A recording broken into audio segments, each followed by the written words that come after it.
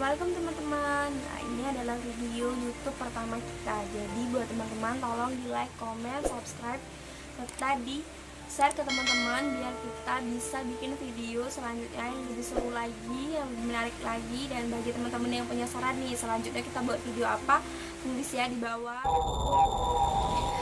Kali ini kita bakal cerita tentang cerita mistis nih ya. Banyak nih cerita mistis yang ada di Indonesia, tapi salah satunya ini adalah cerita hantu Banyu atau Hantu Banyu. Biasanya cerita ini terkenal di masyarakat yang hidupnya di pinggiran sungai. Nah, salah satunya ini Sungai Musi di kota Palembang. Nah, Sungai Musi ini sendiri salah satu sungai, bukan salah satu sih, lebih tepatnya sungai terpanjang di Sumatera yang memiliki 750 km panjangnya itu sendiri. Nah, Sungai Musi ini dibelah oleh jembatan Ampera, jadi membelah kota Palembang ini menjadi dua. Nah, di sini sendiri teman-teman banyak ada salah satu cerita mistis yang sangat legendaris di kalangan masyarakat pinggiran Sungai Musi, yaitu cerita Hantu Banyu atau yang biasa dikenal mereka sebagai Hantu Banyu. Hantu Banyu ini sendiri adalah sejenis ya hantu, namanya dari kita ambil dari namanya hantu. Jadi hantu Banyu ini tidak terlihat oleh orang awam. Nah, jadi yang bisa melihat hantu Banyu ini hanyalah orang-orang yang memang akan dijadikannya mangsa oleh hantu Banyu ini sendiri. Nah, ada salah satu cerita nih teman-teman, cerita dari masyarakat yang ada di sekitaran Sungai Musi itu sendiri. Pada suatu ketika itu, air di situ terlihat sangat tenang dan tidak terlalu tinggi, tetapi seorang anak kecil bisa terseret oleh hantu Banyu itu sendiri.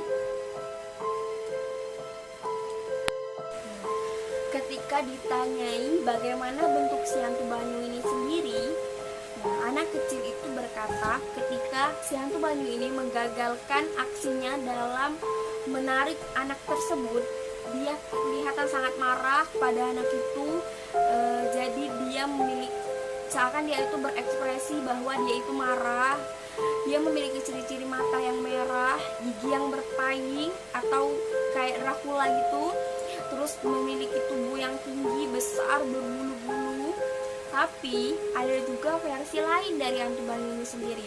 Hantu Banyu ini sangat memiliki banyak versi bentuk di kalangan masyarakat di sekitar sana.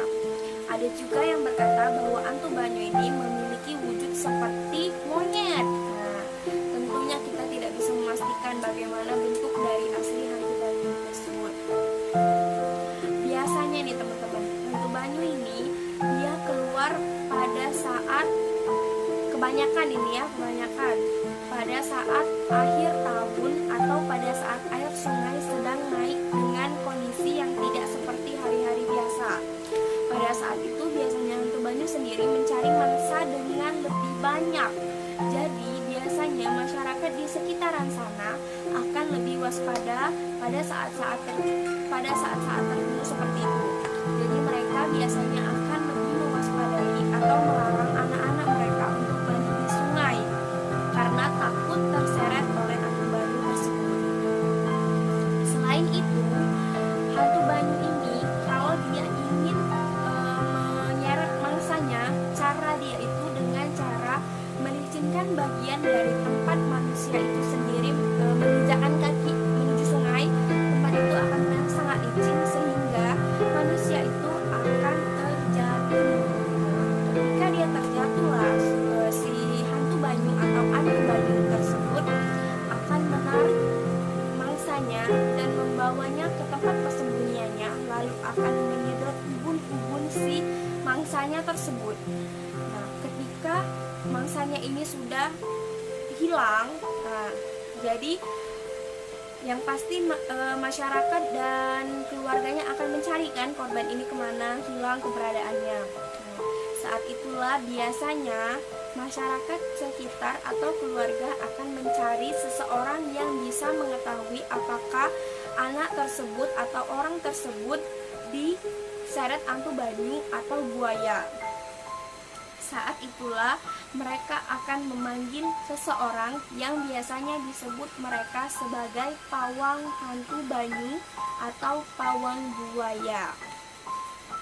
Nah, saat si pawang ini mulai melakukan aksinya kan, Paulas, nanti si pawang ini mengetahuilah apakah dia diseret oleh hantu banyu atau buaya. Nah, saat dia mengetahui bahwa orang tersebut terseret oleh hantu banyu, maka si pawang tersebut akan mulai melakukan ritualnya dengan menimbulkan si jasad korban ke atas permukaan air. Selain itu, biasanya hantu banyu juga akan menimbulkan korban-korbannya yang sudah dia hisap ubun-ubunnya ke atas permukaan air. Jadi, ketika ditemukan, orang yang terseret hantu banyu akan memiliki ubun-ubun yang sudah tidak layak lagi. Selain ubun-ubun yang sudah tidak layak lagi, biasanya si korban akan mengeluarkan darah dari hidungnya. Dan saat itu juga semua orang bisa memastikan kalau dia benar-benar terseret hantu banyu. Biasanya teman-teman, ini biasanya nih kalau orang-orang yang bukan berasal dari wilayah di pinggiran sungai Musi tersebut, biasanya dia dilarang untuk mandi atau mendekati pinggiran sungai. Karena kenapa? Dipercayai bahwa orang-orang yang tidak berasal dari orang-orang yang bukan berasal dari setempat atau bukan orang asli, biasanya dia memiliki bau yang lebih harum daripada orang-orang asli di situ, di tempat itu tersebut. Jadi hantu banyu akan memiliki penciuman yang lebih tajam karena dia merasa bahwa orang asing itu lebih harum baunya. Jadi akan lebih mudah untuk diseret karena dia merasa itu adalah mangsa dia. Nah, jadi biasanya orang-orang yang mengerti dia tidak akan mau mendekati sungai yang bukan asli dari tempat dia. Tetapi kita harus tahu juga ya teman-teman, balik-balik lagi bahwa takdir, maut itu semuanya Tuhan yang ngatur. Kita mau kayak manapun menghindar, tapi kalau memang sudah takdir kita, ya kita harus menerima. Nah, balik lagi ke pawang teman-teman. Pawang hantu banyu itu juga bukan hanya bisa menimbulkan orang-orang yang terseret hantu banyu. Dia juga bisa melihat siapa saja orang-orang yang sudah disiung. Siung itu ketika hantu banyu ingin mendapatkan korbannya sendiri, dia sudah menandai ini adalah mangsa saya. Nah, jadi dia memiliki ciri khas siung yang tidak bisa dilihat oleh masyarakat awam.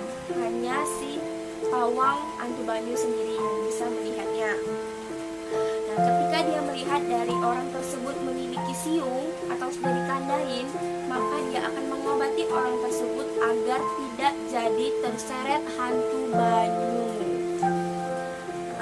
Diobatin lah kan si orang ini, diobatin jadi dia nggak jadilah terseret hantu banyu. Nah, ketika dia sudah sembuh, sudah tidak terjadi lagi yang namanya penyeretan dari hantu banyu tersebut.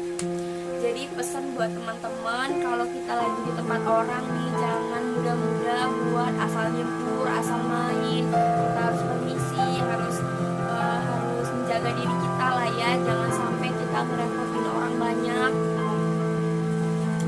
Ya, kayaknya sampai di sini video kita kali ini teman-teman. Jangan lupa di komen, like, subscribe, dan komen juga ya. Selanjutnya kita mau buat video apa lagi yang menarik bagi teman-teman, biar kita bisa menghibur kalian dengan lebih baik lagi.